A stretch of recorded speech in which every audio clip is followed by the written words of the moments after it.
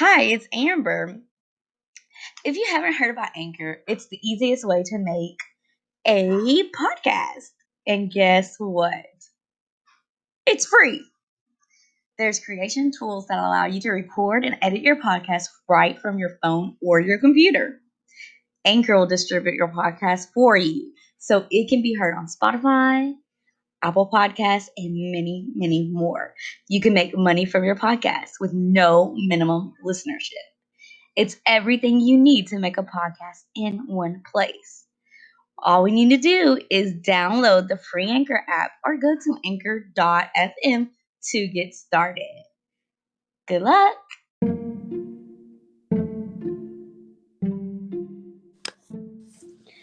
Hello guys, and welcome back to Double A Case Files. Today we're doing a cold case on a missing person. Her name is Lynn Bradley, and she was picked by our very own Arianne. It's an interesting story about a young woman in her early 20s going on vacation with her family. She was a strong swimmer, and she was a trained lifeguard. She was a little bit apprehensive about going out to sea, but yet she went aboard with her family anyway. She boarded the Royal Caribbean cruise ship called the Rhapsody, and it was in Puerto Rico, traveling to Caraco Antilles. And I probably butchered that knowing me. Anyway, the ship housed more than 2,000 people, and the family did have a very great first night. She was hanging out with her brother Brad, who is 21 years old, and they even had their photo taken by the cruise ship photographer on their second night there. So the family headed up to the upper deck of the ship for a party. What we know is that at 1 a.m., Amy's family went to their room for bed. Brad and Amy continued to party at the nightclub. Brad was tired and went to bed about 3 a.m., and Amy still stayed at the club just a little bit longer. At this moment, we don't know who she was partying with or talking to. We just know that she stayed in the club. Now, it's noted that she finally did return to her room and had a discussion with her brother about plans for the next day. Brad then went to bed. However, Amy did not. Amy's dad woke up before sunrise and briefly saw Amy alone on the balcony. So their rooms were across from each other, so from balcony view they could see into each other's rooms. So that's how he saw her on the balcony, was from the window of his room. Amy's dad, which his name is Ron, woke up about 6 a.m. and he noticed that Amy was no longer on the balcony. So Ron searched her room and only found Brad sleeping. Amy's shoes were still in the room, but her cigarettes and her lighter were not. Ron searched around the ship for her in hopes that she was still out and about, but the ship was en route to be docked at the Caraco dock. Ron alerted his wife after failing to find Amy. The crew was asked to make an announcement that the family was searching for her. However, the crew did refuse to do so. This was not to panic the other passengers. They pleaded not to let any passengers off the ship, but the crew didn't want to disappoint the passengers, so they continued with their plan to dock. The ship officials, quote-unquote, searched for Amy themselves and found nothing. The ship officials told the Bradley family that the planned schedule must be kept too, and that if more time was needed on the island, that the family should stay behind to do what's necessary. But we question what is going on with the ship. Why would the ship not be more involved? And what would she have been found if no one left the ship? So those are questions that are unanswered. The Bradley family did stay in Caraco and contacted the American embassy for help. FBI came and they became involved as well. The FBI found out that the ship was half-assed searched, and only the common areas were scanned. So the common areas there would be like the dining hall and of course like the balconies where you would look overboard, but not any special walkways like stairways or anything that could have been hidden. So the Bradley family did stay in Karaku and contacted the American Embassy for help. Oh, I already mentioned that. My bad. I'm rereading my notes. The FBI flew the family to the ship's next stop so all could board again, and the investigation could go further. A cruise video promoter released to the FBI a video footage of the nightclub the night Amy was there. This included footage of Amy dancing with a man named Alistair Douglas, who goes by the nickname of Yellow. He was the ship's band member. 2 female eyewitnesses saw Amy and Alistair leave the elevator at 5:30 a.m. Alistair was brought in for questioning, and he was deemed not to be a person of interest.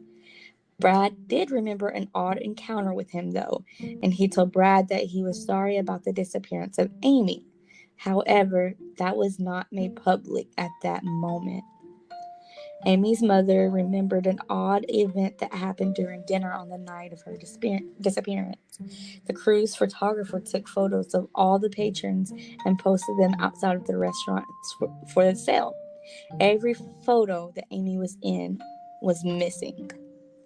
5 months after Amy went missing, Canadian computer engineer David Carmichael was on a beach in Karaku, where he saw a girl walking by 2 very tough-looking men. And he felt like the girl wanted to say something, but she was shushed by the guys. So then he went to Virginia to meet with the Bradleys. This case did go cold in 2002 when a member of the Navy was in Karaku at a brothel. A woman noticed him speaking English and pleaded with him before she was led away by brothel workers. He didn't report the encounter because he was on active duty and feared repercussions, but did tell her the ship was close by. Another potential sighting was in 2005 when Judy Marr claimed to see Amy in a restroom in Barbados. Men entered the restroom with her, threatened her if she didn't follow through on a deal, and told Judy her first name is Amy and she was from Virginia. Also in 2005, the family received photos from the Caribbean of an online advertisement for sex workers. A woman named Jazz looked identical to Amy. The family sent the photos to the FBI, and they were very positive that Jazz was Amy. The FBI was unable to track the photos, and the photo is the last known solid lead of Amy. So what we do know about Amy is that she was born May the 12th, 1974. She was born in Petersburg, Virginia. She has short brown hair. She has green eyes. She's about 5'6". At the time that she went missing, she was 120 pounds. She probably weighs more or less now. She was born a female. She never had a sex change. And her ethnicity is Caucasian.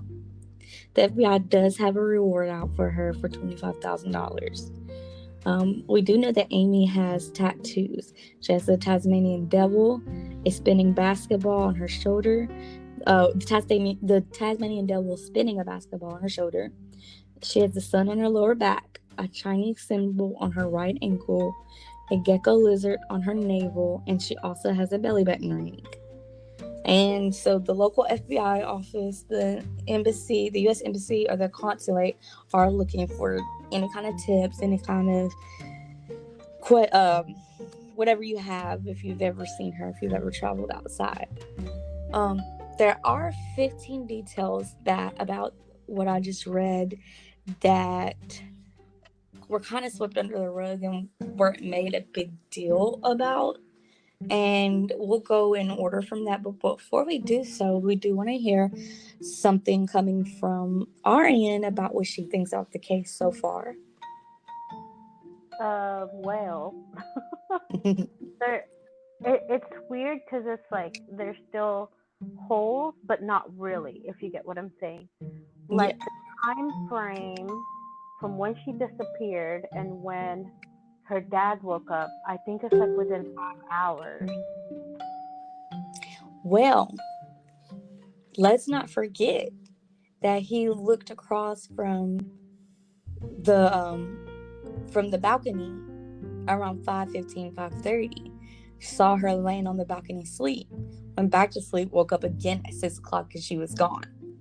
So Which is weird. what So happened in that 30 minutes? it's not a private balcony, is it?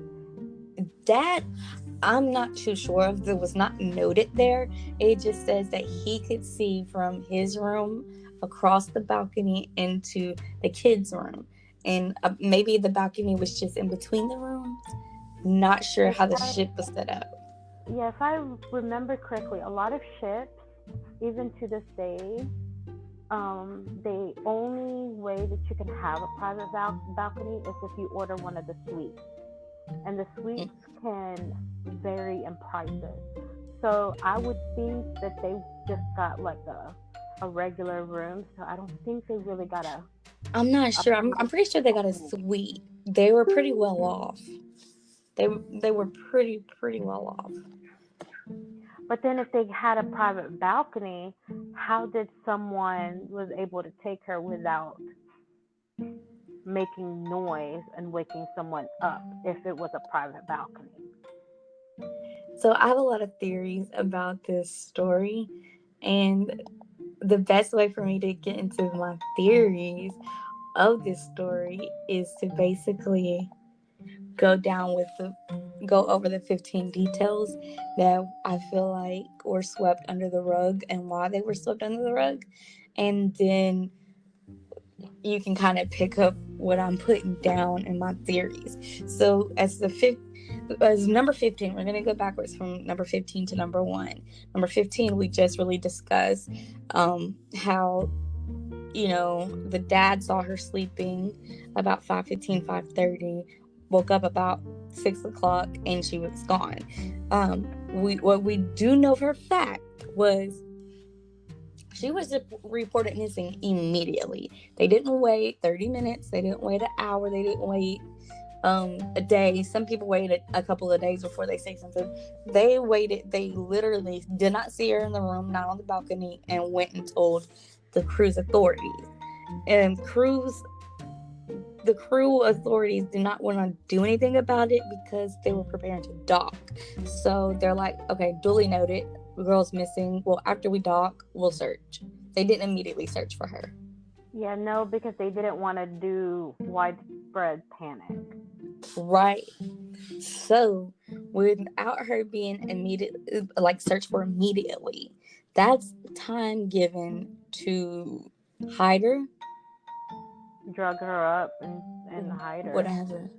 Because they're docking and they're letting, they said they're going to let passengers leave. Everything's going to be normal. So no one knows what's going on. Everybody's leaving. Perfect opportunity to lead someone out. I remember I was on a lake cruise. I was not on a big ocean cruise, but just a lake cruise with my husband. And when the cruise was over and everybody's docked and ready to get off, it's like kids leaving school. It's just like everybody's at the door at once and just going out. So you can't look and see. Yeah, so it's easy to miss her, overlook her, or even if someone put a hat on her or a jacket on her, she would easily be overlooked. And she was only 5'6", so she's not a big giant. She's average. She's fitting in. Everybody looks the same at this point. So number 14 is she stayed out all night. She partied. This girl was fresh out of college, just living her life. She wasn't tied down to anyone, so she was just partying all night long. And her brother only stayed with her half that time. So she was only supervised, quote unquote, supervised for half the night. Because you remember, she had her parents down there up until 1. They left. Brother down there up until 3. He left. The last reported sight of her was about 5-something that morning. And we can't really go based on if the dad actually seen her at 5-something, because honestly, if you just woke up, yeah, like how do we know it's really her and not just somebody sleeping at the, or just hallucination period, just sleepy looking, thinking maybe a shadow and thinking, oh, that's her. We don't know.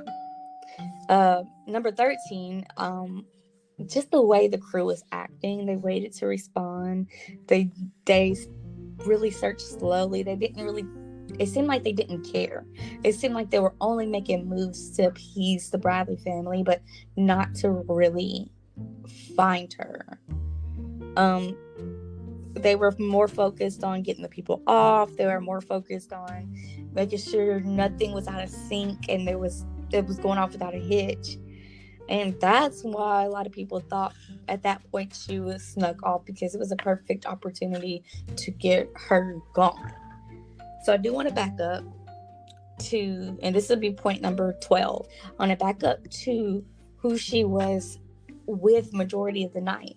That man that goes by the name Yellow, he was a part of the ship's band. He was the first person questioned by authorities. The band that he played with was called Blue Orchid, and as soon as their set was done, him and Amy were talking and getting to know each other. He states that they separated around about the time that the parents went to bed. However, later on in one of my points, it would also notate that witnesses say that they saw Yellow and Amy in the elevator at 5:30. So there's your timeline there, and that's what's questioning there for me. So at this point, the crew half-ass searched the cruise ship. Family stays behind in the country. Nothing has actually been done. There's no evidence. There's no turn up of this girl. So we move on. A little bit later, in the same city, Caraco, a cab driver said that a woman that matched Jamie's description came up to him and asked to use his phone, but he didn't realize anything was wrong, so she didn't apparently act distressed to him, or maybe he just didn't think about it. But he felt like it was her, but this is completely unconfirmed because there's no basis that we can confirm that. We just have a he say, she say type thing there. We don't have a for real. There was some questions that arose, and this comes to my bullet point number 10. The questions that arose was, could this have been something that she wanted? Did she want to have a disappearance? She was in her early 20s, fresh out of college. She's starting to get this quarter life crisis going on, where she's got to realize that mommy and daddy's not going to be able to pay for everything. I'm going to actually have to work. I'm going to have to do a lot of things on my own. Did she want to stay in paradise and just live up and just enjoy life on the island? That's a lot of questions that people are asking. Did she make herself, quote unquote, disappear? That way she didn't have to come back to reality. Was it her escape? So we have no clue on what the motive was there, but that was just a theory that somebody put out. Another thing which brings me to bullet number 9 was what a lot of people don't realize is that there are still current day pirates that do exist on the sea. And of course, pirates don't obey laws. They don't care about anything. They're pirates. It was noted that a pirate ship was nearby when they docked. And there was speculation that crew members had a relationship with these pirates and basically gave her to the pirates as part of human trafficking. And that's one of the things that I more so lean on. I more so lean on her being trafficked than anything. It just feels more like that. It sounds like it, because I think one of the crew members may have done it. It may not have been the band, the singer, the lead singer, but it definitely sounds like a crew member somehow helped, had some kind of with her disappearance. Because if you think about it, like, they know the ins and outs of the ship. They know all the nooks and crannies of the ship. They know where most people will definitely not look. They know of Yeah. secret rooms. They know of secret stairwells. Because as as a crew member, you would have to know the ins and outs of the ship to make it run smoothly. So Mm-hmm. whether you're a waiter or waitress, like, a lot of times they're hidden. Yeah. So they know of, like, they know of passages in case there's emergencies on the ship. There's different exits that only are used by employees. Yeah. That could have, they could have hidden her until they were docked. And you're talking about a crew member that knows the schedule of the ship Yeah. Yeah. and knows when everybody's going to be getting off, when's the most traffic. Yeah. It definitely sounds like an inside job. I mean, if you go to just a normal person that just happens to be on the ship, or even if it's a person that goes on cruises a lot, you still don't know the nooks and crannies. And you Right. would think that there would be a person that is obvious, regardless of how big the ship is, that is looking around for secret stairwells and secret Right. rooms. Right. So our bullet point number 8 says, there were witnesses that came out years later. There was a number of people that state that they've seen her in the Caribbean islands. Tourists say that they've seen her around Krakow. One person did say that someone claiming to be Amy approached them in Barbados asking for help. That was the lady that we mentioned earlier. She told her, "Hey, I'm Amy. I'm from Virginia," and the men whisked her away. She spoke too much, so she was led away. Um, and then someone else sent a photo to Amy's parents of a person that they thought was Amy, but was unable to locate her and unable to confirm if that was truly Amy.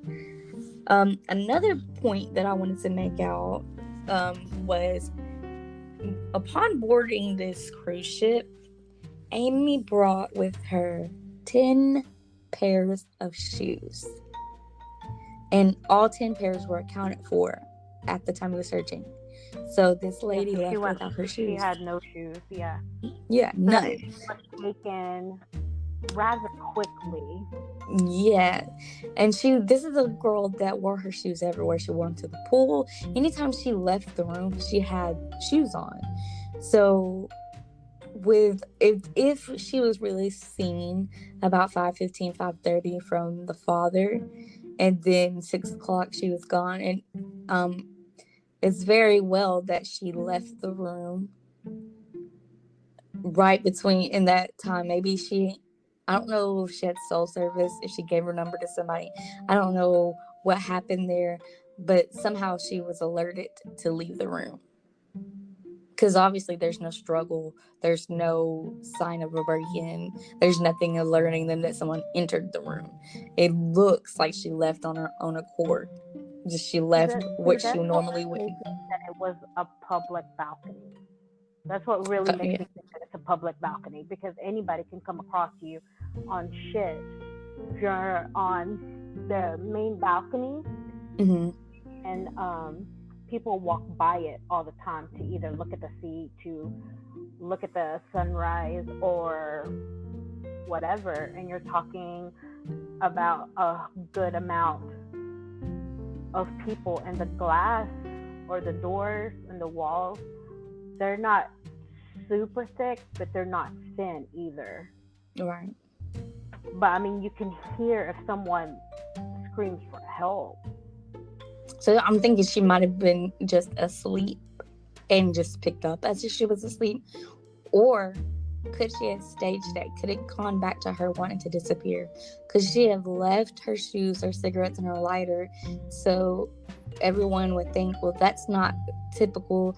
She didn't want to leave and then just snuck away anyway. Just make it look like she was taken. That's a Yeah, question. but That's a then theory. she wouldn't have known that the ship wouldn't want to search for her, because then she's risking, she knows how her family is. So Yeah. it would know that the time that they can't find her, they will take any means to go find her. Yeah, this was carefully and well executed. So Another, that's what makes me think of like it's an actual crew member that's yeah, done it multiple times. another point, which brings us to point number 6, is all the missing photos. Remember when I said that, they took a picture of her and Brad? They took a picture of everyone that was in the restaurant. Well, every single photo that she appeared in, whether it was by herself or if it was someone else, every single photo of her was gone. Why would they take away all of her pictures? Why would they need to do that?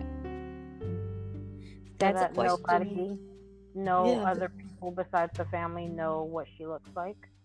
So that leads me to thinking that it is an inside job. Like everything that is subtle that people are not thinking about, these bullets are what people don't focus on, that may seem like nothing, but it's really a lot.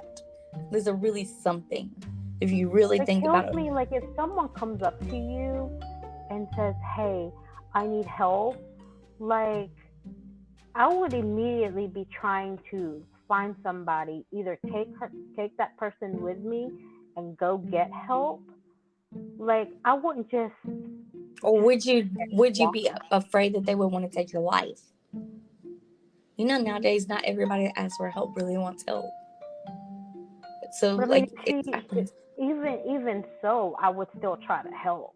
These people didn't really, from the sound of it, didn't even really do their best to help. And is this speculation only, or is this true facts? This is stuff that we don't know.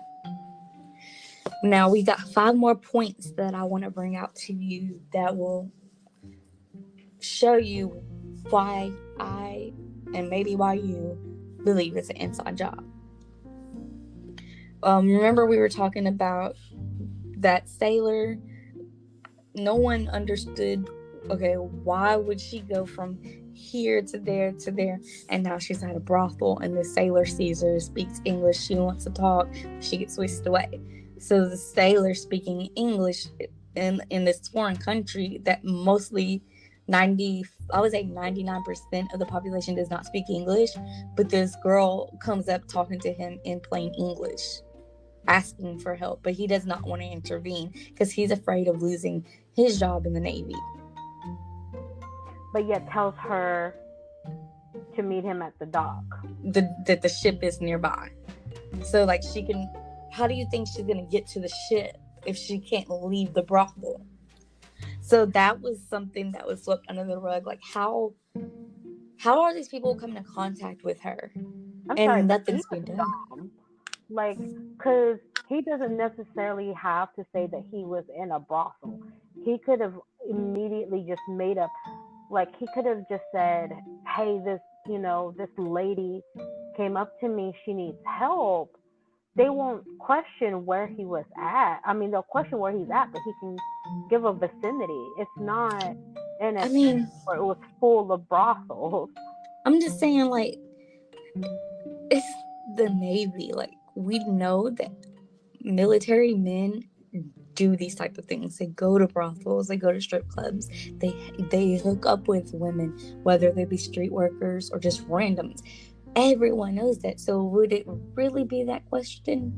Why you was at a brothel? It still would, depending on their chain of command. And since you are technically in active duty, you're still technically working. So even when you're so-called off, you're still technically working. You're still on duty. So like anything that is considered illegal, whether it's legal in that country, you're still as an American citizen and as a representative of the military, like you can't do anything illegal that's considered illegal in the States. Gotcha. Because you can get dishonorably discharged. They don't want, the U.S. does not want any any what is it called, conflict with another country.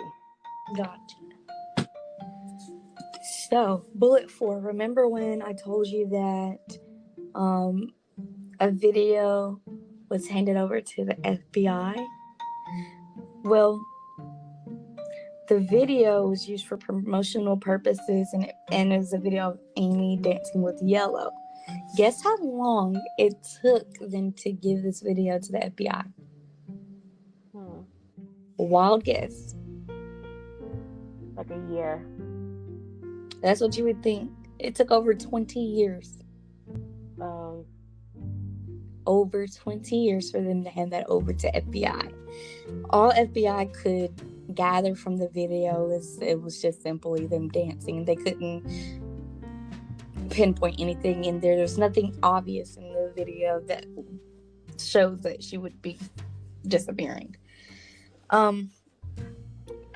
She was supposedly seen last by her brother Brad. Apparently, this entire case started with Brad telling his story.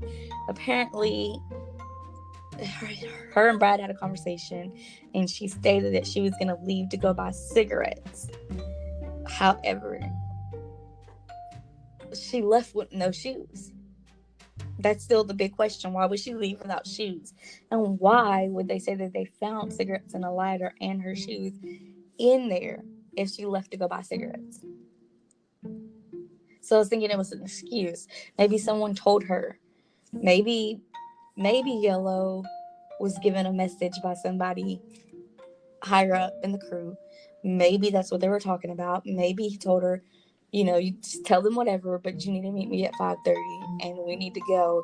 And that's probably why the dad saw her between 5:15 and 5:30 and she wasn't seen at 6, and that's probably why the witnesses saw her and Yellow on the elevator about 5:30, because it was already planned that she had no choice. Maybe her life was threatened while they were dancing and she just kept a normal appearance, but inside she knew something was gonna happen. These are just some theories that pop in my head as I'm listening to the case unfold. Like that's the only thing I could think of, was that she had to be where she needed to be, and the only way she can get out without Brad, like, quote unquote, trip would be, say, a cigarette run, because she smoked. But he didn't, of course, at that time everybody's sleeping, so he didn't notice that she didn't leave with shoes. But that's a big part of the thing. A lady that brings 10 pairs of shoes anywhere is going to wear all 10 pairs of shoes. Why did she not wear her shoes? It's a big question there. That's a big clue. I say it's a clue. Clue is probably a loose term for it, but that is a big fact that needs to be prominent. Like, she cared about her feet, yet she left without shoes. Like, that's a big fact you can't overlook. She's gonna be in a random country with no shoes. So a lot of people thought that her telling Brad that she was going on a cigarette run was a miscommunication, and I'm thinking it's not a miscommunication. I'm thinking that's exactly what she intended for him to know, but not actually do. So he was half asleep when she said this? It's not stated if he was fully awake or not. I just assumed, because he retired to bed around 3, so I just assumed he was half asleep. I don't see him being wide awake. So he could have misheard something completely different. Yeah, he could have. But we just don't know. Another thing that arose in my investigation was that her parents got scammed. Like, people have enough information about Amy out there to scam.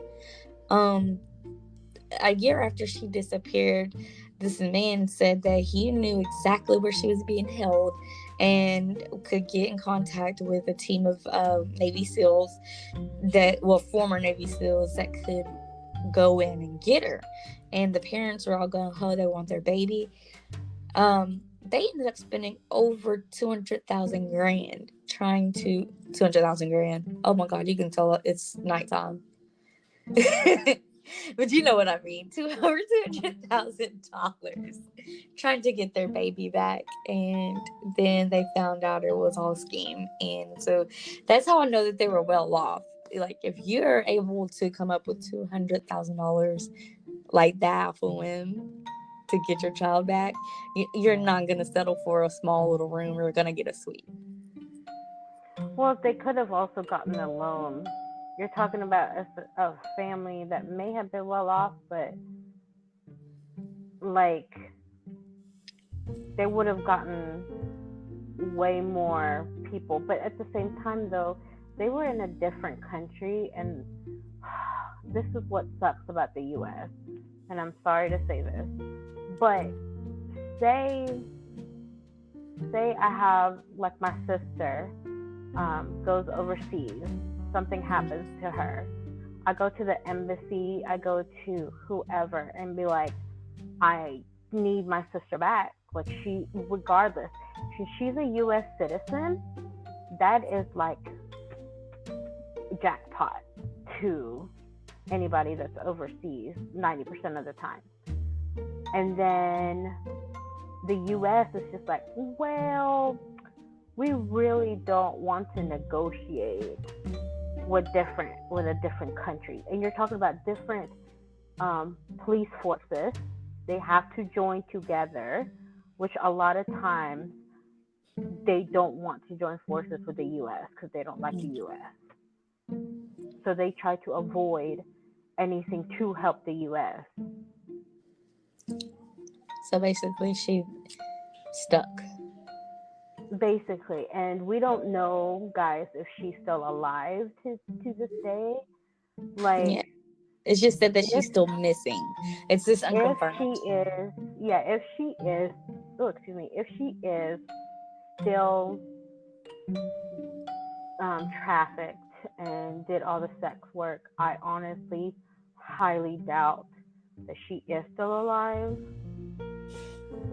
And you're talking about a different country that you can easily probably hide, depending on how big this ring is.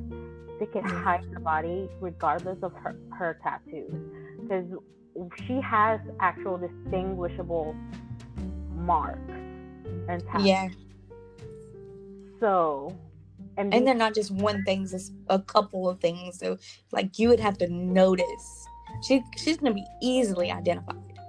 Yeah, so these pictures, there's one that was sent to the FBI of her in a bed.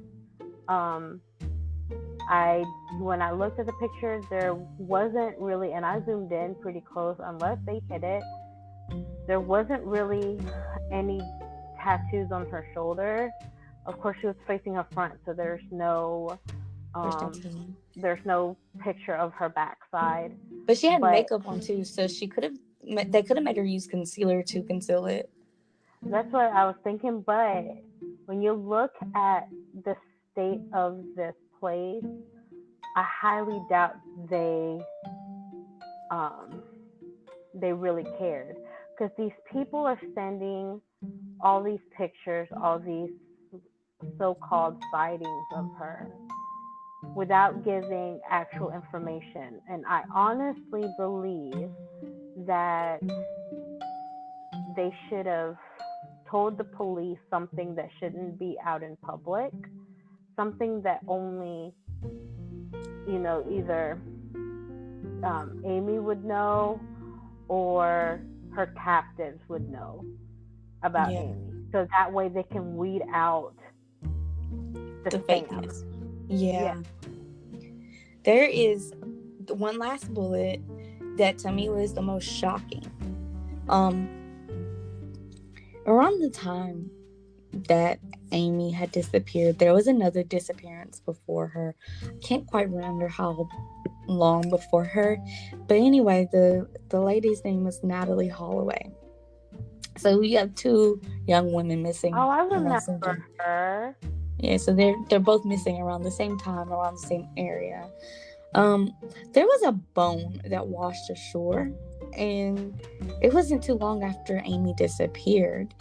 It was actually a jawbone, and that jawbone was it was investigated, and it was only compared analyzed towards Natalie, but no one else. It wasn't compared for Amy or any other missing person, literally only for Natalie. So we don't even know if that could have been Amy's jawbone or if it was just a random person's jawbone. All we know is it wasn't Natalie's. So wherever Natalie is and however she went missing, I assume Amy had the same fate as Natalie. I really just assumed that she was trafficked. I remember hers. I honestly remember hers because she disappeared. She disappeared around when I was in high school, if I remember. So between 2004 and 2008, she had disappeared. Because I remember she was only just a few years older. Because the only way I remember this is because of my mom. Because I kept on telling my mom for my high school graduation, I wanted a cruise trip. Yeah. For my senior trip, I wanted a cruise trip. And then this happened. She disappeared somewhere around the Caribbean, like somewhere that was tropic. So, and my mom was like, no, you're not going to go to any cruise ship. Like, you're not going to do that. And my dad agreed with her. So that was out of the question. I couldn't ask anymore. And she was like, you're not going to do any senior trips anyways. She didn't trust anything. So that's the only reason why I remember it was around high school. So between 2004 and 2008 is when she disappeared. Yeah, so all this happened. They had disappeared not too long they were close in disappearance. So I really do believe in my heart that there was another thing that I did not mention that I should have mentioned. She felt so awkward and overwhelmed by how much attention she was given by the waiters from this cruise ship. She was shown so much attention. Like, they were at her beck and call, and it weirded her out, and she made many comments about that to her parents.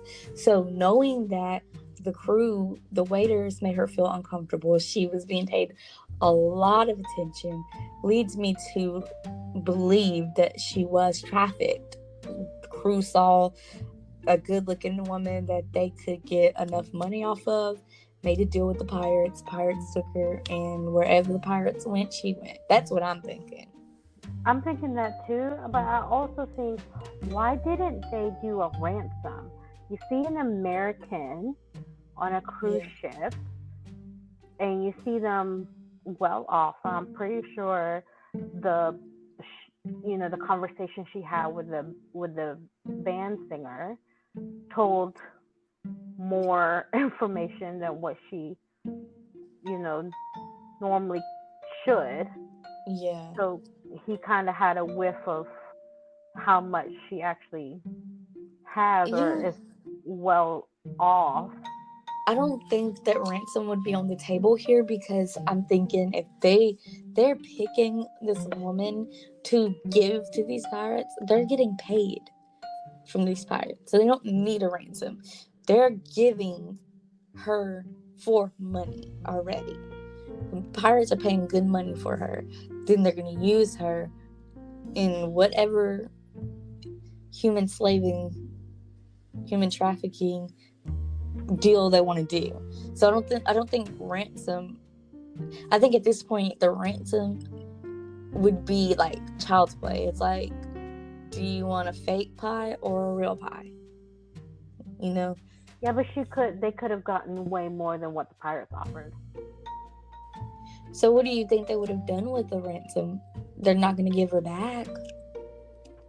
No, but I mean, they somebody knew how close she was to her family. I'm guessing that's why I'm honestly leaning towards that band singer. They really should have looked more into it, but because he was the only one that she really talked to.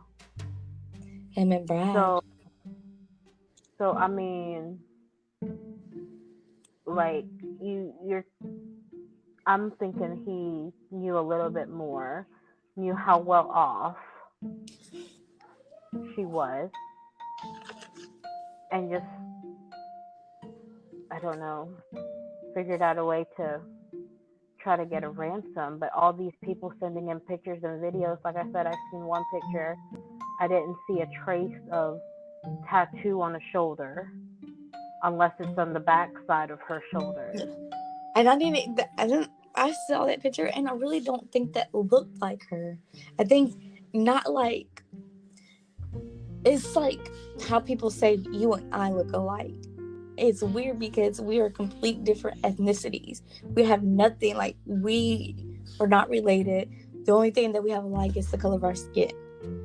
So we look distinctively different. That's how I felt about that picture. The only thing that was the same was that she was a female and she was white. I don't feel like it was the same person. And honestly, I'm really so sorry to my viewers, but a lot of y'all white people do look the same. Yeah. White people say the same thing about black people, Mexicans. Everybody says that about all races. Unless you're in that race. Yeah. Well, I mean, honestly, because I'm Filipino, there's a lot of Filipinos that look the same too. Because I'm just like, who are you? Like, which one of you and my family members do you? Because I have two uncles that I swear could have been twins, but they're 10 years apart. And I'm just like, which uncle are you again? Like, remind me which one you are. So, but I mean, back then, she had short hair too. Back then. So it was noticeable. A woman with short hair and tat. Yeah, a lot of people, like back then around that age, had short hair. Like they all had the same style. It was the trend back then. Yeah, that's like when Pink first came out. She had the pixie cut with pink hair. T-Boz had the pixie. Like Nia Long pixie, Halle Berry pixie. Even Demi Moore, she had shaved her head for a movie and then grew pixie. So like it was a big, the pixie cut was very in, and that's the style she had when she went missing, was a pixie cut that kind of grew out a little bit. Even that girl, remember that girl Crystal that we used to sing? I'm Supergirl and I'm here. She had pixie. Like everybody had pixies back then. And in the Caribbeans, around the Caribbeans or around that, the tropic islands, you see a lot of tourists. There's a lot of tourist traffic, especially when there's a cruise ship. There's a ton of Americans, a ton of them. So it's not, uncommon for someone to be like, oh yeah, I spotted her, but it'd be a completely different person. Yeah. I don't like the I saw her and kept living my life ordeal that we're getting. I know, that's the same thing with that Navy man. Like the sailor, you could have honestly went. That could have been an anonymous tip. And so here's the thing. So what happened? And you guys are probably wondering, like, okay, well, did she go to the dock? She didn't go to the dock. The brothel actually burned down shortly after. When they got a whiff of it, they went back, and the brothel was in ashes in the ground. So they didn't they did not put out the information about the sailor. There's no name. We don't know if he's still in the Navy. We don't know anything. but I doubt that he's still in. He probably told somebody after he got out. So when the brothel workers pulled her away from him, they knew what she was doing to prevent her being found. They got all the workers out and burned the place down. So there's no evidence that she's there. No evidence. You know, this story is getting fucked up, like, the more we talk about it. That's what I'm saying. Like, he should have taken her right then and there. I mean, how is he going to take her? Like, guns blazing? Does he even have a gun? Can you even bring a gun into a brothel? You have so here's the thing, okay? And they probably would have gotten more information if he would have figured out a way to save her. You're talking about these sailors that have a military background. You're trained. So he could have found a way out of situations, or, you know, got left and immediately went and, you know, told a chain of command and not tell them that he was inside the brothel. He could have as easily, nobody knows, he could have easily been walking, you know, and there's brothels right there, or he could have said, hey, this woman came running up to me in the street, which is known, you know, to stifle money out of military men, and been like, hey, this lady came up to me. I thought she was trying to take money from me, but she's saying she's this Bradley woman and she needs help. Like, we need to contact somebody to look into this place. And they could have said she was around this area, somewhere close to the brothel, to where they look into the brothel. You know what I'm saying? Rather than saying, oh, meet me at the dock. Because then what would you have done if she actually did make it to the dock? I don't even think she would have got out of the brothel. Usually women that are stuck, like, that are bound to the brothel are literally bound to the brothel. Burn it. I swear, these people don't think. Like, Yeah. they don't think. There's a lot of holes. So you guys just let us know what your theories are, what your thoughts are about this case. Yeah, it's another one of those hard-hitting. That's why I like these cold cases. Not the fact that they're still open, and it's just a mystery in it. It's just like, why? Some of this stuff doesn't need to be a why, but there's a lot of whys, and the unknown is fascinating yet scary, because now we don't know what is going on. Did she really want to escape? Was she sex trafficked? What happened to Amy Lynn Bradley? This podcast is getting close to an end, so we're gonna leave it right here with you all wondering what happened to her. Do your own research, and just let us know if you find anything that we did not discuss, anything that you would like us to discuss. We can throw it in our Sundays podcast when we do a recap. Do know I still have at the moment something planned for you guys that I think you guys will like. I don't want to spend the whole hour on this case, but I do want to do some updates if we get that. So at this moment, I do want to send love and peace out there. Remind you guys to share this podcast with all your loved ones. Like our Facebook page, share it. Like our Instagram, Twitter, all that good stuff. And right now, this is Double A signing out. Bye.